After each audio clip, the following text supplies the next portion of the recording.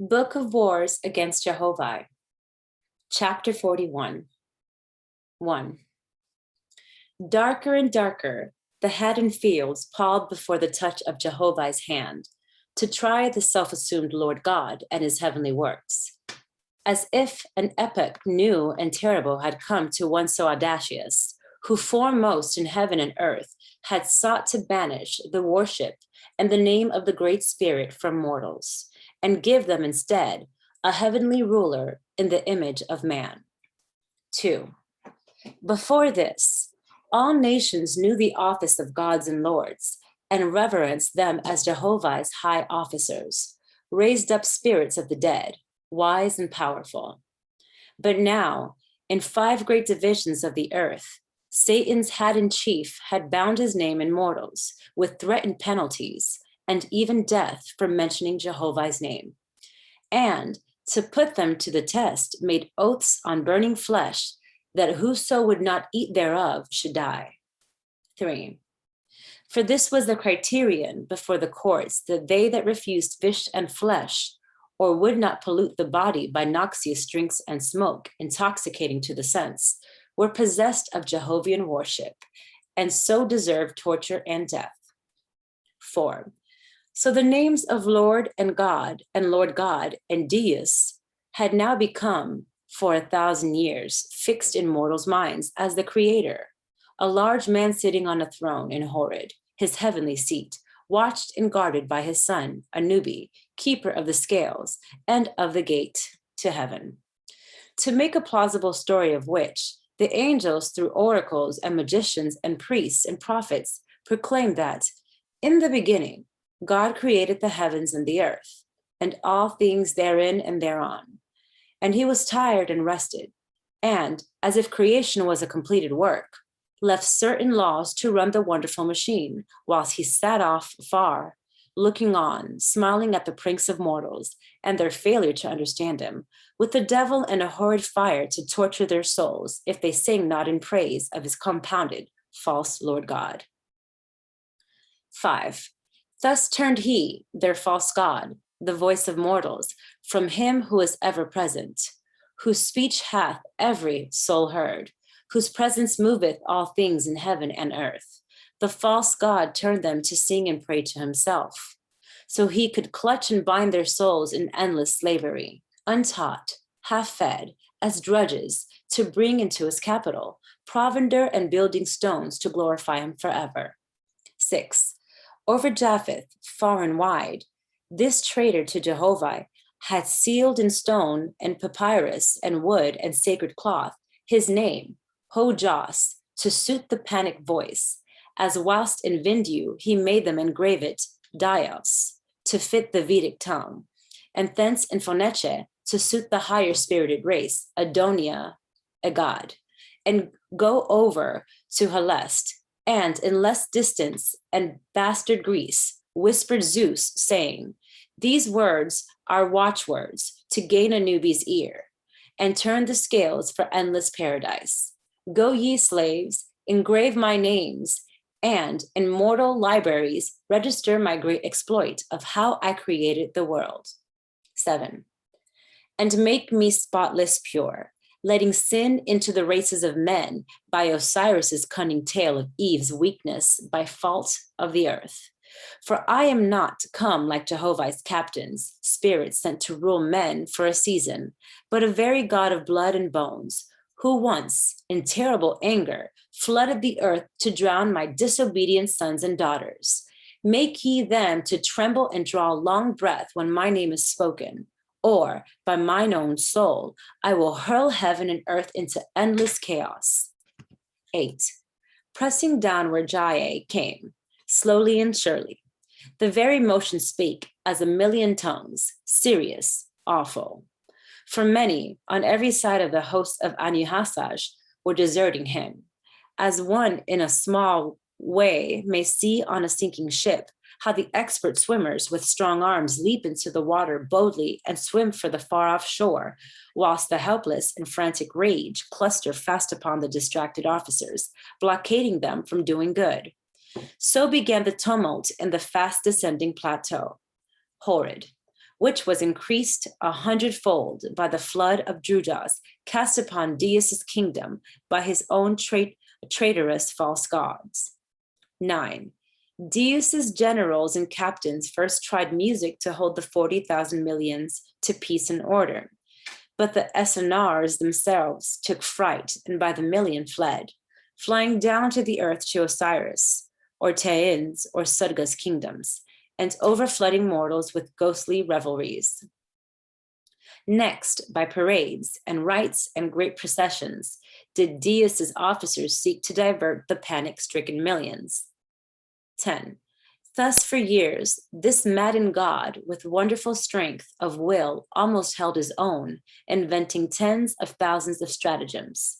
But at last, in the downward course, horrid touch upon the corporeal earth, and suddenly, as if startled by the shock, the frantic millions screamed, and then, alas, all order died. 11. The doors of hell were opened, and Uhasash's throne and capital, with all their splendor, the maddened mob broke loose to pillage or to destroy, and then rushed in the fault finders, shouting, "Thou lying god, but like a man, who art thou? And thou, Anubi, deceiving judge, 1,000 horrid deaths to thee." 12. But the unlearned Judas knew not who was rank or officer, god or judge, but seized the pale and trembling Deus and Anubi, and more than 1,000,000 officers overpowered them by 10 millions to 1, pressed on by the foul-smelling crowd. And now, with blows and kicks and cuffs on every side, began the awful fray, till stretched as wide as the earth, the countless millions were plunged into hell. Hereupon, to right and left was now an unceasing combat. All the hosts of the Lord God were sworn for vengeance against anyone that they came against. 13. Then came the torturers, casting into hell's most offensive smells and suffocating gases, crammed in the nose and mouth of their victims. No more were the Lord God and Anubi seen, but swallowed up in measureless darkness, where every soul sought nothing good, but labored hard to give unto others excruciating tortures for vengeance' sake.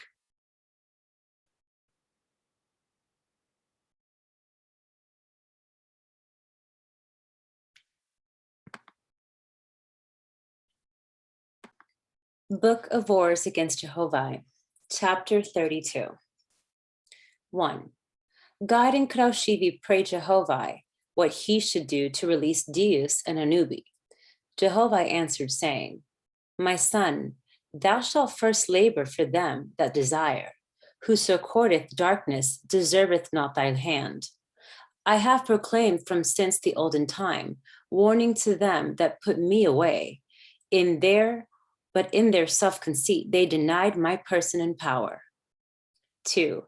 Wert thou this day to deliver from hell Deus and Anubi, and their thousands of millions of self-torturing slaves, they would but use their deliverance to mock my creation, saying, It lasted not, it was but a breath of wind, for which reason thou shalt not yet meddle with the hells of Horrid.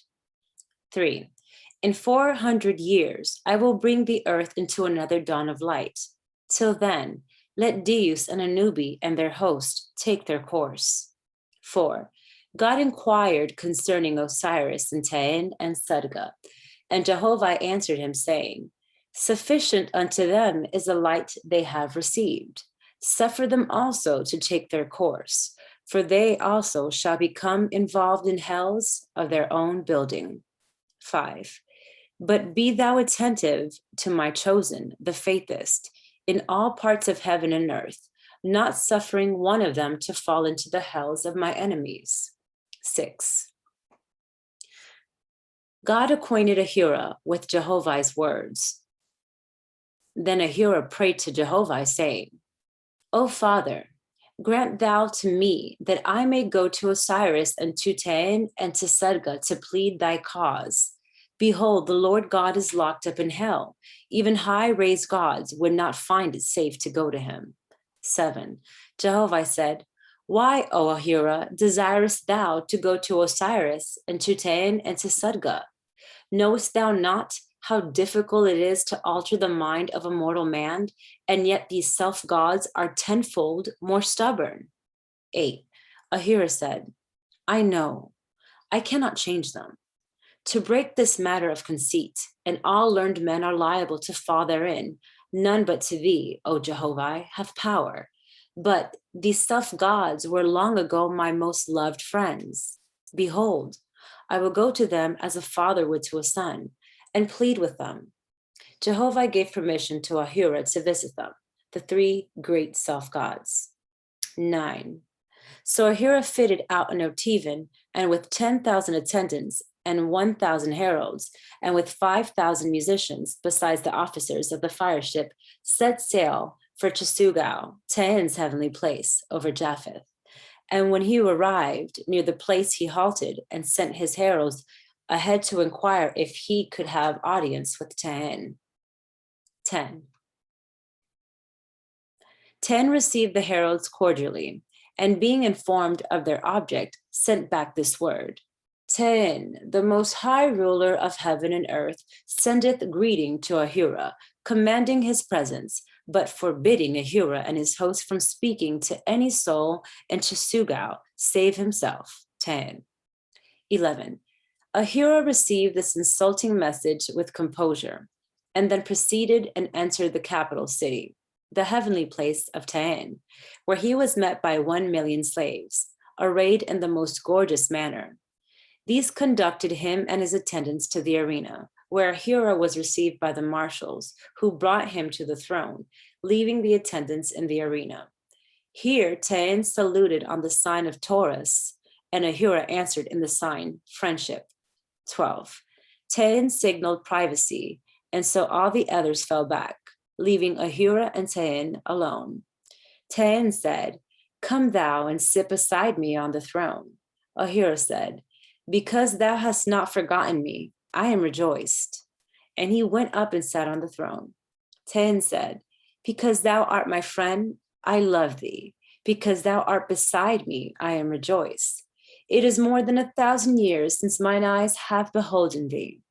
Tell me, Ahura, how is it with thyself and thy kingdom? 13. Ahura said, As for myself, I am happy. For the greater part, my kingdom is happy also. My trials have been severe and long enduring, but of my 4,000 millions, more than half of them are delivered beyond atmospheria, high raised, and of the others they grade from 50 to 90. 14. Tain said, And for thy more than 2,000 years toil, what hast thou gained by striving to raise up these Drujas? Ahura said, This only, O Tain, peace and rejoicing in my soul. 15. Tain said, Hereupon hang two philosophies. One seeketh peace and rejoicing by laboring with the lowest of the low, the other by leading the highest of the high. As for myself, the latter suiteth me better than the former. I tell thee, Ahura, all things come of the will. If we will ourselves to shut out horrid sights and complainings, such as the poor Druk and Druge indulge in, we have joy in a higher heaven. To me, it is thus. Sympathy is our most damnable enemy, for it bindeth us to the wretched and the miserable. To put away sympathy is to begin to be a great master over others, to make them subservient to our wills. 16. Ahura said, Is it not a good thing to help the wretched? Tain answered, To help them is like drinking nectar, to make one's senses buoyant for the time being. That is all. They relapse and are less resolute than before, but depend on being helped again, for which reason he who helpeth the wretched doth wrong them woefully. To make them know their places, this is the highest, for hath not even the gods got to submit to their places? To learn to be happy with one's place and condition is great wisdom. 17. Herein have thousands of gods fallen. They helped up the poor and wretched, as one may, in sympathy to serpents, take them into his house and pity them. They immediately turn and bite their helpers. But speak thou, O Ahira, for I have respect to thy words. 18. Ahira said, if a man plant an acorn in a flower pot, and it take root and grow, one of two things must follow. The growth must be provided against, or the pot will burst, even thus draweth from the sources around about the lowest dridge in heaven. None of the gods can bind him forever. Alas, he will grow. All our bondage over them cannot prevent the soul, soon or late, taking root and growing. How then can we be gods over them forever? 19. Tahan said, thou art a god over them. I am a god over them. Where is the difference? Ahira said, I am not in mine own name. Though I am a god over them, yet am I not God over them. For I teach them they shall not worship me, but Jehovah. I train them that I may raise them away from me. Neither do my people serve me, but serve the Great Spirit. Thou teachest thy drujas that thou art the all-highest, and that they shall be contented to serve thee everlastingly. Thou dost limit them to the compass of thy kingdom. I do not limit my subjects, but teach them that their progression is forever onward and upward. 20. Tahan said, how do we not know, but the time will come unto them, and they shall say, alas, I was taught in error. They told me there was a great spirit, a person comprising all things, but I have found him not. Will they not then revolt also? Was not this the cause of Deus's fall? He had searched the heavens to the extreme, but found not Jehovah. Then he returned and possessed himself of heaven and earth. Although he failed and is cast into hell, it is plain that his sympathy for Judas caused his fall. From his errors, I hope to guard myself, for I shall show no sympathy for the poor or wretched. Neither will I permit education on earth or in heaven, save to my lords or marshals. When a mortal city pleaseth me not, I will send spirits of darkness to flood it unto destruction. Yeah, they shall incite mortals to fire the place, and do riot and death. Thus will I keep the Judas of heaven forever busy playing games with mortals, and in bringing provender and diadems to forever glorify my heavenly kingdom. 21. Ahira said, where in all the world hath the self-God stood and not fallen? Tahan said, thou mayest ask of mortals. Where is a kingdom or a nation that stood and hath not fallen? Yet thou perceivest nations continue to try to found themselves everlastingly, but they are leveled in time. Things spring up and grow, and then fall into dissolution. Will it not be so with ourselves in the far future? Will we not become one with the ever-changing elements and as nothing and wasted away? 22. Ahira said, one might say of man and spirits, there were some seeds planted, and many of them rotted and returned to earth, but others took root and grew and became large trees. But yet, is it not true also of the trees that they have a time? For they die and fall down and rot and also return to the earth. 23. Ahira continued, admit this to be true, O Tahan, and that the time may come when thou and I shall pass out of being. Doth it not follow that for the time we live, we should contribute all we can to make others happy? 24. Tahan said, if by so doing it will render ourselves happy, with no danger to our kingdoms, then yeah, verily. For which reason are we not forced back after all to the position that we shall labor for our own happiness without regard to others? One man delighteth in art, another in philosophy, another in helping the poor and wretched, and another in eating and drinking, and another in ruling over others. Shall not they all have enjoyment in the way of their desires? Shalt thou say to him that delighteth in eating and drinking, stop thou, come and delight thyself, helping the wretched? 25. Ahira said, this I have seen. The intelligent and clean have more delight than do the stupid and filthy. The rich more enjoyment than the poor. As for ourselves, we delight more in seeing the delighted than in seeing the wretched. More do we delight to see a child smile than to hear it cry. But there be such that delight more to make a child cry than to see it smile. But such persons are evil and take delight in evil. Shall we then indulge them in their means of delight? Or is there not a limit, as when we say, all men have a right to that which delighteth themselves, provided it mar not the delights of others? 26. Tayan said, Thou hast reasoned well. We shall delight ourselves only in such ways as do not mar the delight of others. Whereupon Ahura said, Then am I not delighted with the manner of thy kingdom, and thou shouldest not practice what giveth me pain, because thou hast resolved to educate not mortals nor angels. Thou hast raised a hideous wall in the face of gods. 27. Tayan said, This also wilt thou admit, that as we desire to delight ourselves, we shall look for the things that delight us, and turn away from things that delight us not. Therefore, let not the gods turn their faces this way, but to their own affairs. 28.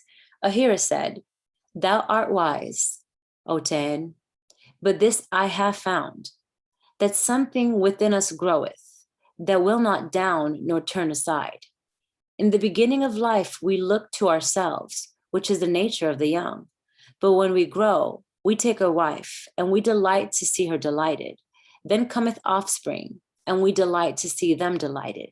After this, we delight to see our neighbors delighted, and then the state, and then the whole kingdom. This delight to be delighted groweth within us. And when we become gods, we delight no longer in the delight of a few only, but we expand into many kingdoms. As for myself, I delighted in the delight of Varapishanaha, but now I delight to see other gods and other kingdoms delighted. For that I have come to thee. I fear thy fate. I love thee. I love all thy people, good and bad. Behold, this I have found, that it is an easier matter to suffer a river to run its course than to dam it up. To dam up a river and not have it overflow or break the dam, this I have not found. The course of the spirit of man is growth. It goeth onward like a running river. When thou shuttest up the mouth, saying, Thus far and no further, I fear for thee. I tried this matter once. I was flooded. The dam was broken. I see thee shutting out knowledge from mortals and angels. But I tell thee, O Tayan, the time will come when the channel will be too broad for thee. 29. Tayan said, How shall I answer such great wisdom? Where find a God like unto thee, O Ahura? And yet, behold, the Lord God, Anuhasaj, toiled with thee hundreds of years and learned all these things. Yeah, he traveled in the far-off heavens, where there are gods and kingdoms which have been for 1,000,000 years. And he came back and renounced the great person Jehovah. He said, All things are not a harmonious whole, but a jumble, a disordered mass, playing catch as catch can. 30. Ahura said, And what hath befallen him? And is here not a great argument?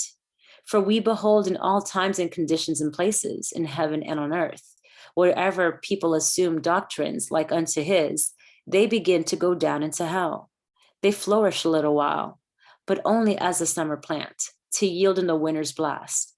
For this I have seen for a long time coming against these heavens, even thine, that, as darkness crushed Deus, so will thy heavenly dominion soon or late fall, and in the shock and fray thou wilt suffer a fate like unto Deus's. 31. Tayan said, For thy wise words, O Ahura, I am thy servant. I will consider thy argument and remember thee with love. In 1,000 years from now, I may be wiser, and I may have a kingdom so built up that it will be an argument stronger than words. Hereupon the two gods brought their argument to a close, and Tayan signaled his vice gods and marshals, and they came in. And when Ahura and Tayan had saluted each other, Ahura conducted away from the place of the throne, and after that beyond the capital. The vice gods and marshals delivered him to his own attendants, and with them he embarked in his Otivan and set sail for Sudga's heavenly kingdom over the land of India.